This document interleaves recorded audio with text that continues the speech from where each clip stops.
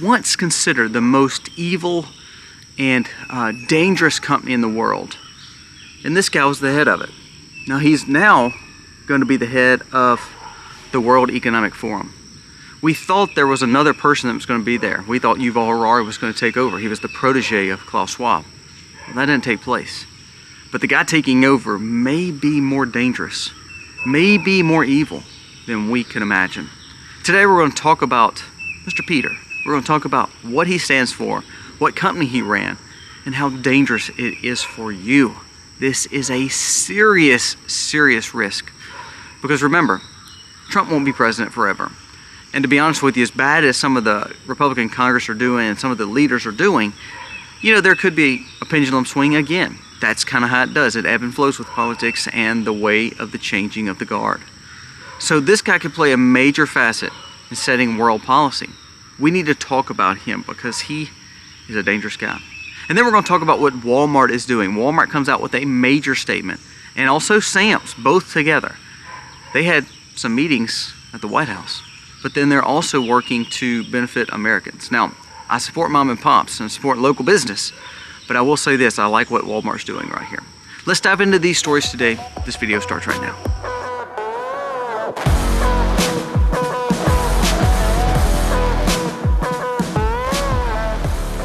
Guys, welcome to the channel. Thank you so very much for being here today. And if you're new, please, we beg of you to go down here, give us a thumbs up.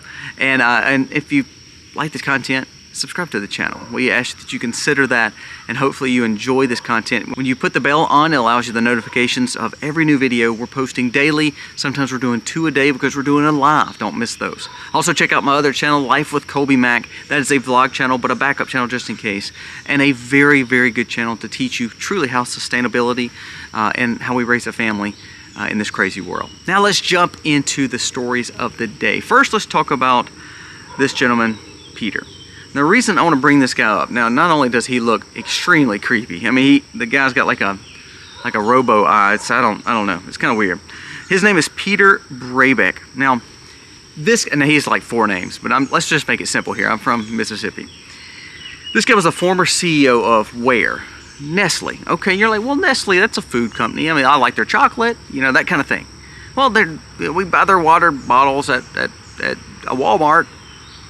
Now, what we don't realize is how sinister this company actually is. Now, we have been talking about them for a long time. Remember, there's only like 15 companies that feed the world, and this is one of them. And with that power, you would think comes a great responsibility to take care of what they always push for. You know, the ecology, the environment, push for health, taking care of people groups because we are the biggest food provider ever. Well, that's not what Nestle has done under this guy's leadership. Let's go over what his plans are and what one major concern should be for you as Americans. And again, you in the world too. This is one of his quotes, and this is from a guy named George Christensen that shared this. It says, "The one opinion which I think is extreme is represented by the NGOs who bang on about declaring water is a public right." Now listen to what he's saying now. That means that as a human being, you should have the right to water. That is an extreme situation. I don't know if I believe that. Nestle bought water rights around the world, especially in drought zones. They paid almost nothing to extract it and bottle it, and sold it back to the struggling people that they stole the water from. We're going to talk about a story with Africa, what they did. Listen to this. In California's National Forest, under Brabeck, they siphoned 45 million gallons of spring water from Strawberry Creek, which means it almost dried up to literally nothing. And now the ecosystems and the farmers are having the biggest problems having water. They don't have the millions and billions of dollars like some of these big companies do. Water rights is a big thing. Now here in South Mississippi, we are very humid. We have water literally sitting right beside us from literally rains. But in different places in the world, water is so important. It's important here. But when there's places that are more drought tolerant, there's places that have more problems with water, here's the issue. Nestle's coming in and buying the water rights because they have the money. And they're also schmoozing these politicians in these areas and getting this. Now listen to this. The fight to stop Nestle, this was an article wrote by Tom Perkins years ago. It says, creek beds are bone dry, once gushing springs reduced to trickles because the nation's biggest water thief is at it again. Nestle is taking over America's water and then bottling it, selling it in cheap plastic back to you, the consumer. Now where's that plastic being made? Not here in America, in China. Huh, isn't that crazy? This is one of the things that Trump was stopping with the movement of that propane the other day that was supposed to go to China. It got diverted to Japan. It dealt with bottled water. In 2005, Nestle was sued by a former child slave of Mali. Not only did they have problems with taking people's water, they were also working farms, cocoa farms, and in the Ivory Coast for other African nations, child labor. They were trying to sue them and tell them to quit using children in these third world countries. The lawsuit claimed that Nestle paid suppliers to cut costs, whatever that means and however they could. It even meant down to child labor. That same year in the Philippines, Nestle's union leader, Fortuna, was assassinated. Another union head was killed then. No outrage. This was done by a group that was hired by Nestle. Here's the things that he wants to push for. Now, this is his initiatives when he was at Nestle, and now I think his initiatives at WEF. It says, under his leadership, Nestle pushed lab-grown foods, genetic engineering and modification of foods, AI-controlled food supply, meaning using technology to control the food system, and then pharma partnerships with the government. This is not food, but this is all about control. It says Nestle controlled the chocolate, controlled the lab-grown food, controlled the AI food trafficking, and they want big pharma ties to make sure that they have friends dealing with the Food and Drug Administration. He believes in corporate ownership of water, of food, of AI rights. Now think about that. If you have no control over your water, food, and data, and this guy who was one of the biggest food providers in the world is now over one of the biggest financial influential oligarchies of the world, should we be worried? Sorry guys, this guy is an evil guy. It says, why is Nestle, why Nestle, the most evil and hated company around the world? This is from another article. It says, whenever there's a discussion of the most corrupt and unethical corporations in the world, Nestle is always atop of the list. Nestle is one of the biggest companies in the world with hundreds of products being sold across the globe. They dominate the market when it comes to food packaging, processed food, and also water. Nestle has around 339,000 people working for it and 344 factories in 188 countries. Nestle is facing numerous lawsuits of frauds on unethical deeds tying to water and child labor issues. Now this is the guy that they just promoted to now be over the WEF. Now everybody's giving him passes. The thing is though, you need to look into the past of this guy and what he really believes. He believes that water is not a free right. It is an ownership, corporate ownership, that you don't deserve unless you purchase. They said that he took a lot of water out of certain areas, especially like in Africa. And the people were so poor that they needed clean water. So what he did is he took the water and then bottled it and then sold them their own water back to them. Instead of worrying about trying to clean it up for them and give them a clean well, doing something humanitarian-wise, no, he took their water, literally bottled it up and sold it back to them. Made the government and the people of Africa pay for it. This means he's over your water. He wants to be over your data, and he wants to be over your food. And he's done a pretty dang good job of it, because if you look at how Nestle is strong, it was under his leadership. And now, he's the leader of one of the most corrupt promoters of global initiatives in the world. Now, before we go any further, a word from today's sponsor, and then we're going to jump into what Walmart and Sam's is trying to do. Have you ever Googled yourself and literally your family members and information of yours came up? The question always comes to mind is how much of my public information is actually on the World Wide Web, on the internet, where people could just access it. Not only that, think about all the spam calls you get, all the spam emails you get. I get several a day and have to block and block and block. That's where my friends at Aura, the sponsor of today's video, can help. Aura will help remove your personal information from data brokers and people searching sites to sell your information from and to identity thieves and scammers and more. Aura monitors your personal data, including your social security number, your house number, your phone number. And not only do they check it and monitor it, they will alert you if all of a sudden they find that your information has been compromised. Also, Aura VPN. VPN protects you on the internet, and this was with military grade protection, when it comes to Aura's VPN. It blocks all scam and phishing sites from getting your information in your accounts. What about an antivirus? What about a password manager? 24/7 US-based support. I get all this in one app called Aura. I do not want to leave myself vulnerable. We talk about it all the time. We live in a digitized world. The last thing I want to do is protect my home and not protect myself online. Check out aura.com/themacs today. You will not be sorry that you did. My information is mine. My social is my social. My address is mine. The last thing I want is someone else to have it. You can go to my link below, aura.com/themacs, and get 2 weeks free. That will be enough for you to see how Aura is an asset to you, because you're going to realize how much you're exposed online. Stop leaving yourself vulnerable. Check out Aura today. Link is in the description. Thank you so much, Aura, for sponsoring today's video. There's a news story from Bloomberg. It says Walmart amps up discounts as rivals weigh tariff-driven hikes, meaning Walmart came out and they actually, Walmart, Target, and there was another big player, I think it was Costco, all met at the White House the other day, and they were trying to negotiate, how they can help with the tariffs, but also try to put pressure on some of their providers across the world, of course, i.e. China. Now, Walmart actually met with China and said that they were going to let China fill a lot of the tariffs first themselves. Now, I thought that was good. That just shows how powerful Walmart is and how they took the initiative to at least say, we're not going to try to put extra cost on the consumer because the consumer is already filling it at the grocery store. We're going to allow y'all to assume the product. We're going to allow y'all to assume a lot of the tariff fees, and we're going to try not to pass that to the consumer. Now, Walmart came out and stated, even with the stuff passing through, their goal is to amp up more discounts and rollbacks to help cover the losses and the rises of what the tariffs would cost. Now, no matter if you don't like Walmart, no matter if you disrespect them in some way, that is good news. That is good news for lower, middle, and working class folks.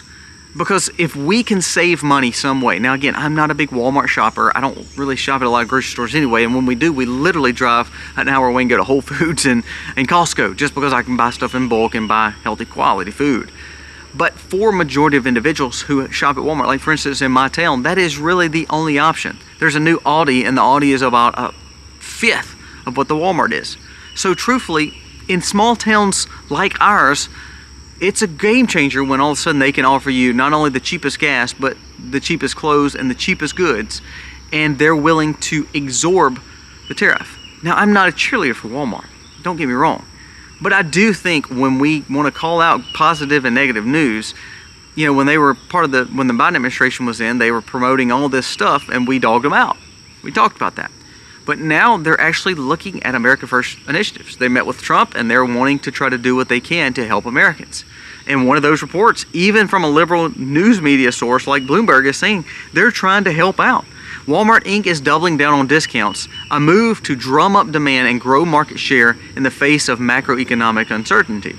The retailer is rolling out manager special signs to call out price cuts to help items across the store to allow people to still get specific products without filling the tariffs and the heavy fees. Now, Walmart, it's not going to hurt Walmart. Walmart's multi-billion dollar company, probably close to like decabillions or hundred billions, maybe even close to $1 trillion company worldwide. So does that matter? Yes, because they're willing to say, at least for this time, they may cut profits enough to help the American consumer. For someone making $10,000, $15,000, $20,000 on retirement accounts, or making $25,000, $30,000, $40,000 as median well income, that's a hard number to swallow when you have to pay for groceries and gas.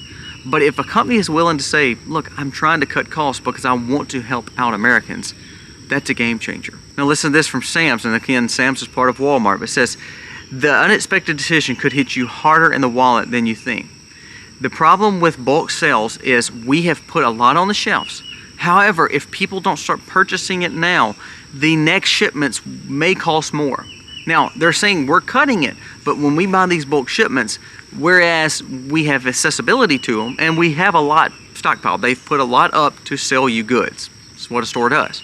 But they said when we start seeing empty shelves, and we do have to replace these shelves, it's in places like Sam's, they're saying just be wary, it could cost you more. So what they're saying is if you are needing some food and you're needing some bulk items and you're needing to shop right now while the shelves are packed, we're going to keep the prices low.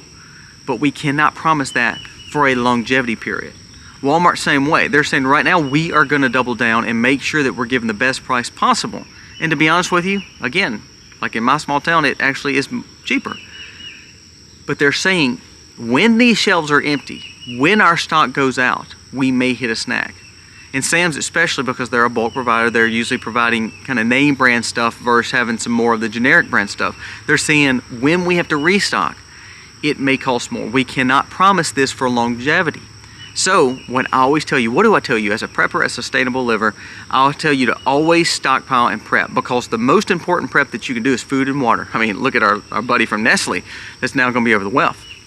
Have some water and food put up, because there's nothing, maybe other than gold. Gold's went up about 2 or 3 years, probably more than food, but food, there's nothing you invested in 2020 that has went up more in 2025 than food cost. So if you put up food like we told you to in the last 4 to 5 years, you have saved 20, 30, 40% on certain items that you're purchasing. Well, hopefully this negotiation happens. Actually, it looks like China is caving. But bottom line is, if you are needing goods, let's buy them before the shelves get too empty, so then therefore you won't feel the tariffs that could possibly come. Now, do I believe they're going to work out a deal? Probably very soon, because China's in a worse spot, in a pinch than we are. Yes. But let's heed these warnings and say, okay, Walmart may have a point. Why they have low price? Let's buy. Why Sam's still has stuff on the shelf? Let's buy. And this could go for any grocery store. I imagine every grocery store, especially if they're using American products or have products on the shelf still, it may not feel the tariff yet. So let's take advantage of that. I'll end with one more story I think that's very important. And I think it goes back to my thoughts on how we actually can heal the world. And of course it comes down to our faith and comes down to our family. I told you that if you watched my video on Life with Colby Mack. I believe the structure of family, husband, wife, children, I think that is the only way that we're going to heal America. It's not from the top down, it's from our families up. I want you to listen to this. Amish easily do what federal government wouldn't do for months. When things went down in North Carolina, FEMA would hold up, FEMA was waiting on red tape. Amish came in there and started building homes. It says Amish volunteers have reportedly stepped in to rebuild the town of Chimney Rock. They have come in and built house after house after house. Now, the crazy thing is, FEMA, and not really under Trump as much as it was under Biden, but they were saying that they were trying to hold the Amish up because they'd have permitting. The city was trying to hold the Amish up because they'd have permitting and license to build. So we have a group of people who are willing to help their neighbor for literally cost and really just to lend a hand. And you're telling me the government stepping in the way. Why are the Amish so important? Because what they're showing is they don't need the things of this world. They don't need anything other than family, and they build community strong. If you ever go to an Amish village, you may see this person growing corn. You may see this person having cows to milk. You may see this person being a woodworker. You may see this person growing other vegetables. You may see this person doing something completely different, because they build a community and they start learning to barter. They start learning to work together. There was a barn that got burned down in a Tennessee village in Amish country. And I think it was Tennessee, I think maybe in Pennsylvania. The barn burned on like a Monday. Within 4 days, this was a big hay barn. I'm talking about a monster barn, like a 60 by 40 barn. Fully enclosed, open on one side, kind of like a bay barn, like my hay barn. Within 4 days, the Amish had it cleaned up, because it was an Amish farmer, lost the barn. Had it cleaned up. The Amish came back in, rebuilt the barn, and it was back in operation within a week. Now, does that mean everybody's going to have that kind of friends to do that? No. But like in Chimney Rock, when the government let them down, the Amish stood in.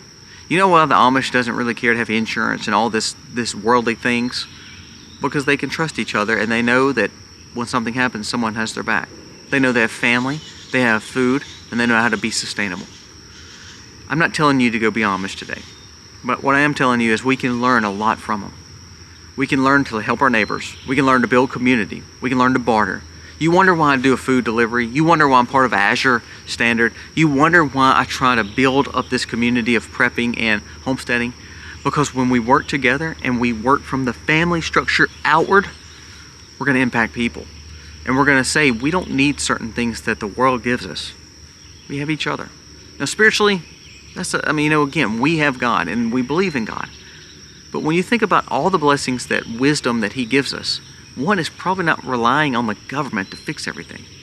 It may be relying on ourselves, our responsibility, our neighbors, and building good community. Guys, thank you so much for watching. I just wanted to end with that. It's just such encouragement to see there's still people who care. And the people who care are the ones that's not getting accolades. They're not getting paid. They're not living in rich homes. They're not saying, hey, look at me. They're just going out and helping their friend and their brother. Guys, thank you for watching. God bless.